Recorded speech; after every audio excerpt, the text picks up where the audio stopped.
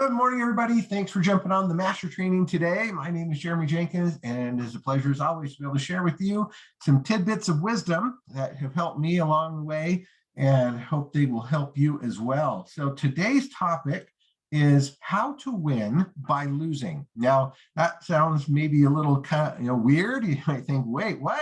How do you win by losing?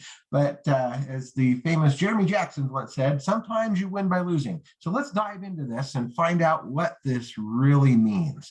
So the number one problem people have with networking is the fear of rejection, right? Is the fear of losing.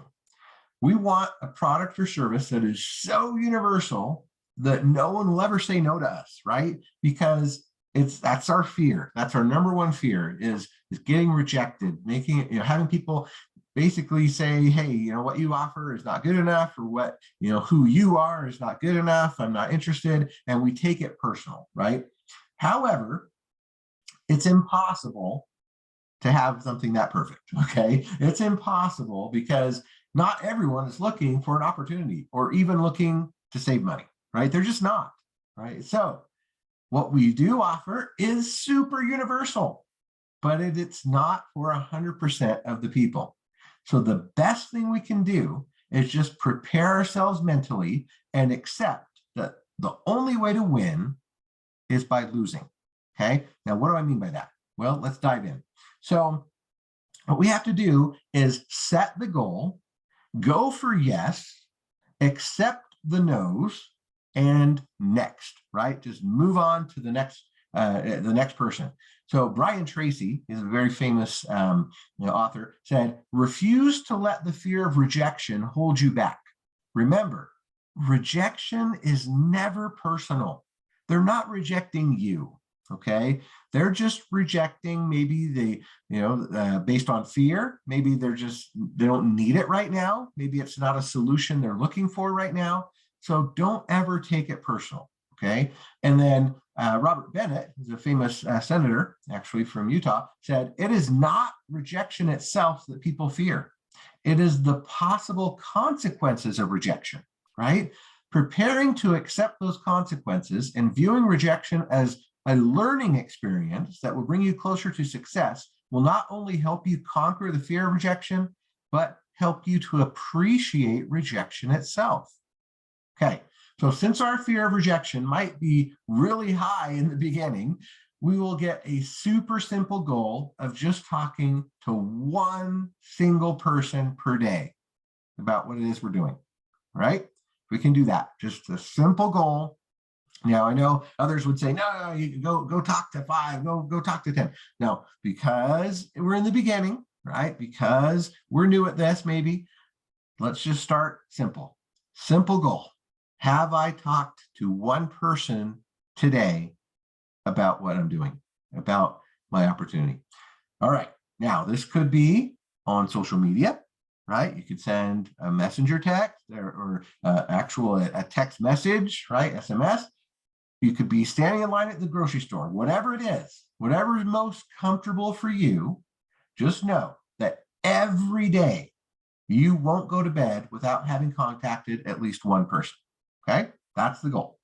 Now, the message could be as simple as, hey, I was thinking about you and I just remembered I hadn't shared what I'm doing with you yet. It has been a great blessing for me recently, and I think it could really bless you as well. Please watch this quick little video and then let me know what time I can give you a call to talk about it. Thanks. That's it. Okay, that simple. One a day. And then, of course, follow up.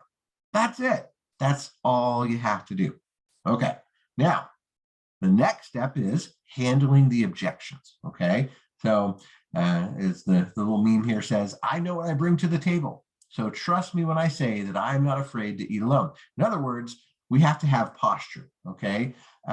Or the other one from Bill Watterson, things are never quite as scary when you've got a best friend, right? So just know, number one, you're not in this alone. But number two, we have the solution. We have the cookie. We have the answer, okay? So if people start to send out their objections, right? I can't afford it. It sounds like a pyramid scheme. I don't have the time.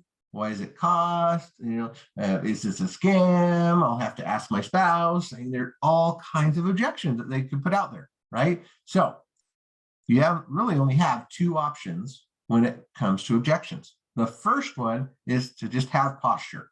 Having posture means that you're so sure about it that they would feel foolish for even put out the objection in the first place, right? Because now they're going to feel a fear of loss.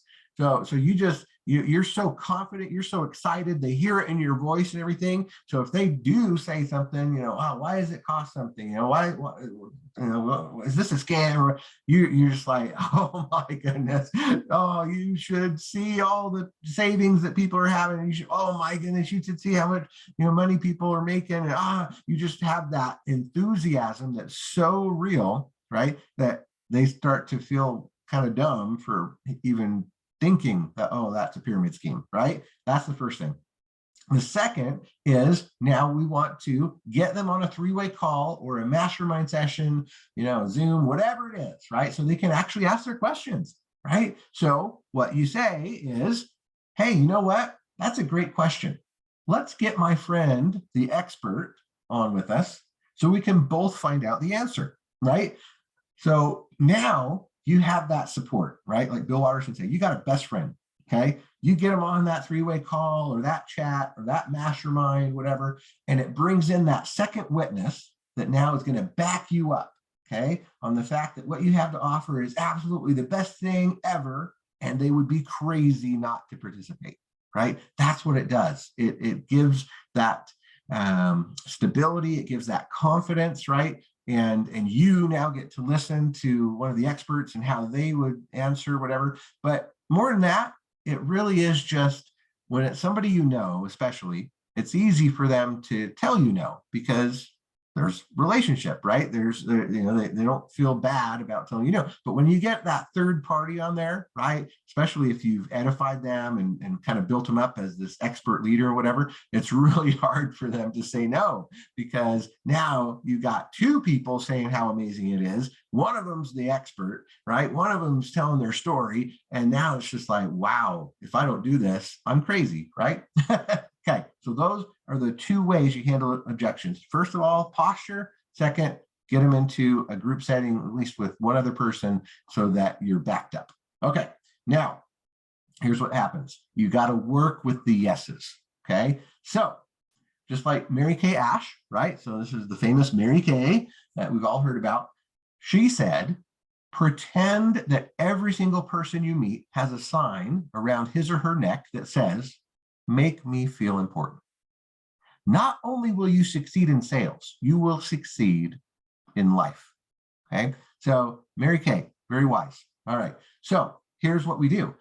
As you're talking to those individuals, right, you want to make them feel important. You want to show them how what we offer is going to bless their lives and help them to have a better position in life.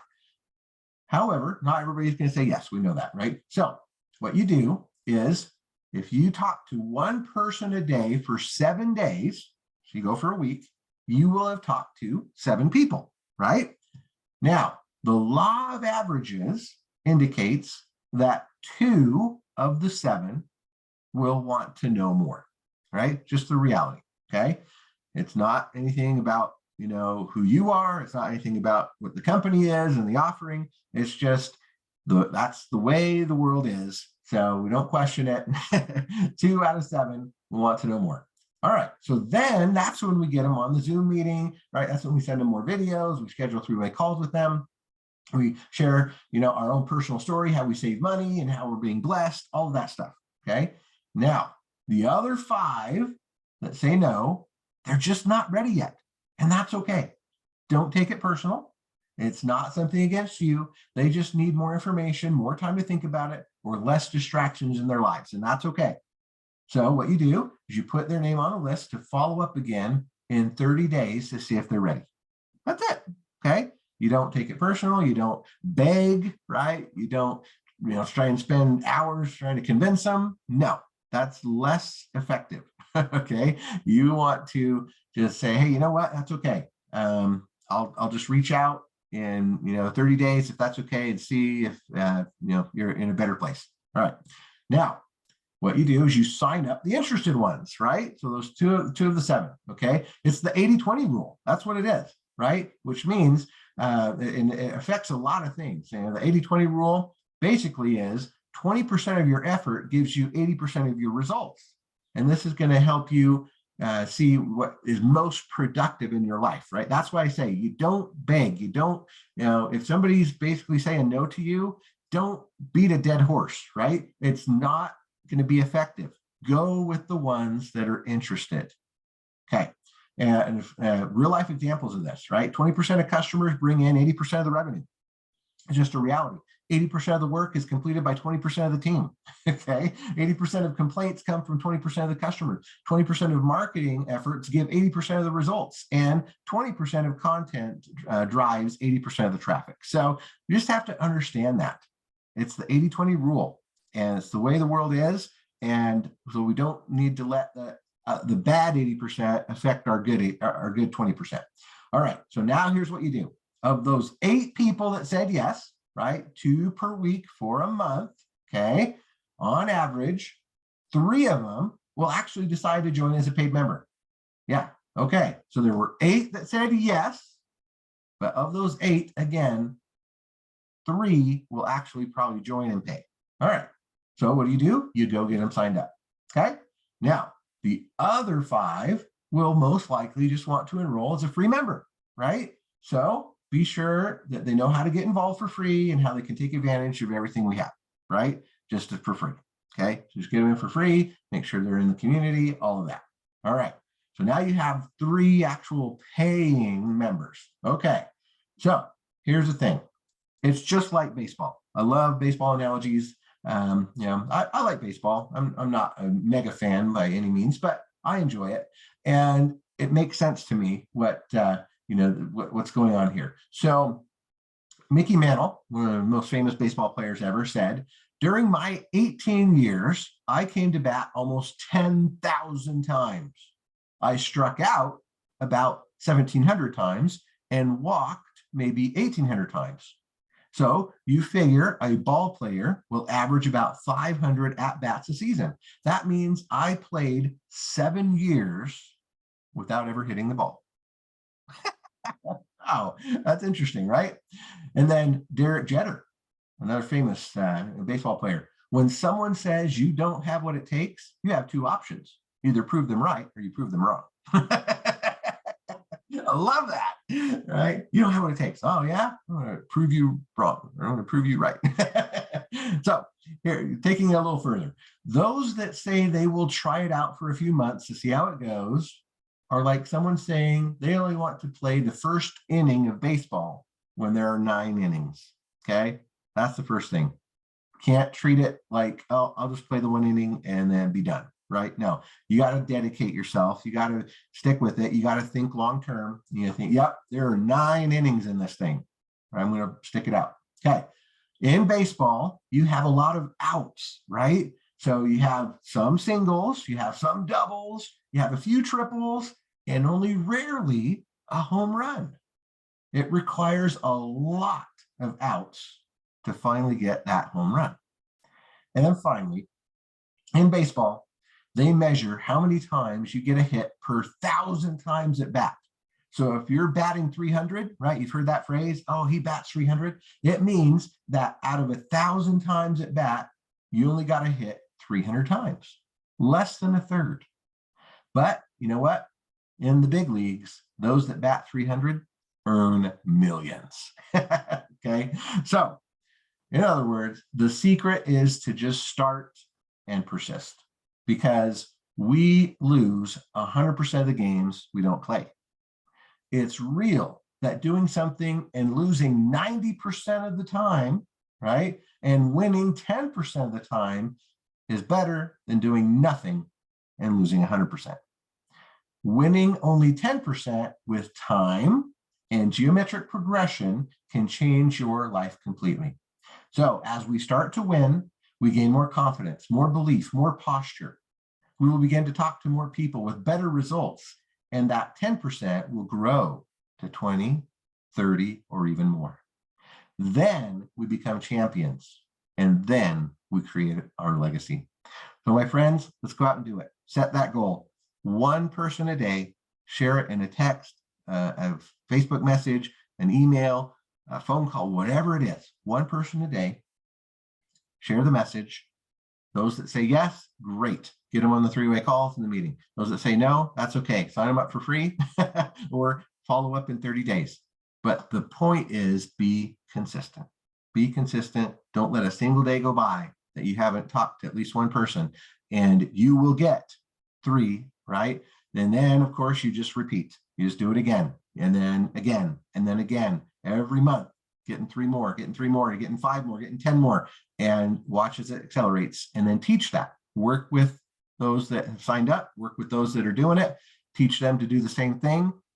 Be a accountability partner with them, remind them, hey, did you talk to your one person today? And away you go. Next thing you know, you got a thriving business and you're traveling the world, seeing the beaches and putting your toes in the sand. All right. Thanks everybody for jumping on. Hopefully that was helpful. We will share the recording and let's go out and get it. Thanks everybody. Talk to you soon.